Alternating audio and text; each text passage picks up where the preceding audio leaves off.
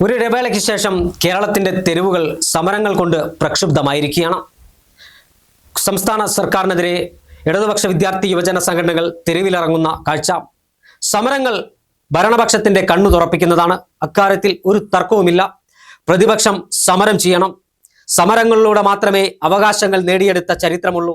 അവകാശങ്ങൾ നേടിയെടുക്കാനും നേടിയെടുത്തവ സംരക്ഷിക്കാനും സംരക്ഷിക്കുന്നവ നിലനിർത്താനും ത്യാഗോജ്വലമായ സമര പോരാട്ടങ്ങളുടെ ചരിത്രവും പാരമ്പര്യവും പേറുന്ന സംസ്ഥാനമാണ് കേരളം.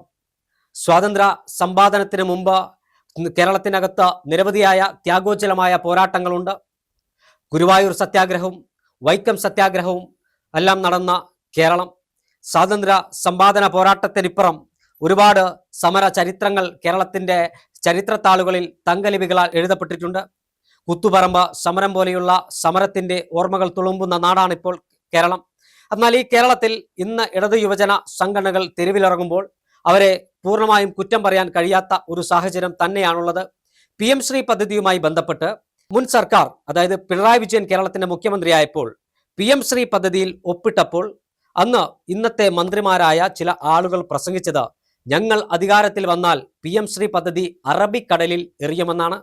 എന്നാൽ അറബിക്കടലിന്റെ തീരത്ത് തിരമാലകൾ അടിച്ചു വരുമ്പോൾ ഒരിടത്തും ആ എറിഞ്ഞതിൻ്റെ ബാക്കി പത്രം കരയിലേക്ക് വരുന്നത് കേരളം കണ്ടിട്ടില്ല എന്ന് മാത്രമല്ല, PM ശ്രീയിൽ നിന്ന് പിന്മാറാൻ കഴിയില്ല എന്ന് വിദ്യാഭ്യാസ മന്ത്രി N ശംസുദ്ദീൻ നിയമസഭയെ അറിയിക്കുകയും ചെയ്തിട്ടുണ്ട്.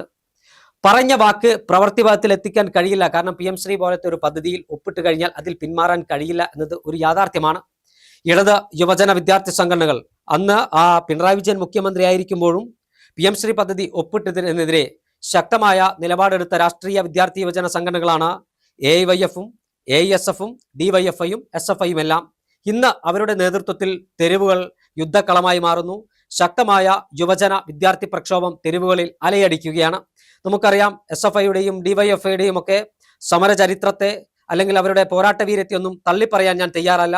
കേരളത്തിന്റെ മണ്ണിൽ ത്യാഗോജ്വലമായ ഒരുപാട് സമര പോരാട്ടങ്ങളുടെ കഥ പറയുന്ന രാഷ്ട്രീയ പ്രസ്ഥാനങ്ങൾ തന്നെയാണ്, യുവജന വിദ്യാർത്ഥി പ്രസ്ഥാനങ്ങൾ തന്നെയാണ് ഈ പ്രസ്ഥാനങ്ങളെല്ലാം. എന്തായാലും ഈ സമരം ന്യായമായ സമരമാണ്. അതോടൊപ്പം തന്നെ കേരളത്തെ തീരം കുറഞ്ഞ മദ്യവുമായി ബന്ധപ്പെട്ട ഒരു ആരോപണം ഉയർന്നിട്ടുണ്ട്. അതിലൊരു വ്യക്തത വരുത്താൻ സർക്കാർ ഇതുവരെ തയ്യാറായിട്ടില്ല. സർക്കാരിന് വ്യക്തത വരുത്താൻ കഴിഞ്ഞിട്ടില്ല എന്നതാണ് യാഥാർത്ഥ്യം. അതും ഉയർത്തിപ്പിടിച്ചാണ് DYFI അടക്കമുള്ള യുവജന സംഘടനകൾ തെരുവിൽ ഇറങ്ങിയിരിക്കുന്നത്. സമരങ്ങൾ കേരളത്തിന്റെ ജനാധിപത്യ കേരളത്തിന്റെ സൗന്ദര്യമാണ്.